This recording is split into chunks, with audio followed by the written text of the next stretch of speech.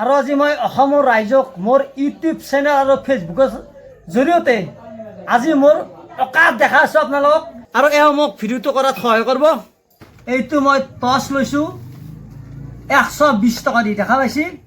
এইটো মাংস 1 কেজি ব্ৰইলাৰৰ, আৰু এই 20 টকাৰ ফুলাৰী আৰু আছে স্কচ আৰু তিতা কেৰেলা আছে। 10 টকীয়া চুগাৰ ফ্ৰী বিস্কুট দেচলে। আৰু বিস্কুট মই দুটা ধৰণৰ আনিছোঁ। এইটো মেৰী বিস্কুট। কিমান হাৱা হ'ব দা? সেই চাক মেগী, কাছোৱা গুড নাইট, বাচন ধোৱা চাবান, কিমান পিচ? 12 পিচ। 10 টকীয়া চন্দন চাবান পতঞ্জলিৰ। এইটো কি জানে? এই তেলটো যোনে তোনে খাব নোৱাৰে। এই তেলটো অকল ময়ে খাওঁ। এইটো হৈছে মই খাওঁ, মানে আমাৰ এইখিনিত ময়ে খাওঁ। এইটো ধাৰা তেল। কিছুমানে খায়, বকুল খায়, অনুপম খায়।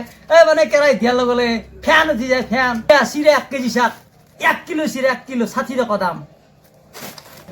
এই দেখা পাইছি? আটা 1 কিলো আটা। চেনি চাক, চেনি 1 কেজি চেনি। দালি 1 কেজি। Red Colgate. মোৰ জীৱনত মই সদায় সৰুৰ পৰাই ৰেড কলগেটটোৱে মই দাঁত মাজো। এইটো ইমানতে বাই বাই দিলোঁ। জয় আই অসম, জয় জুবিন দা।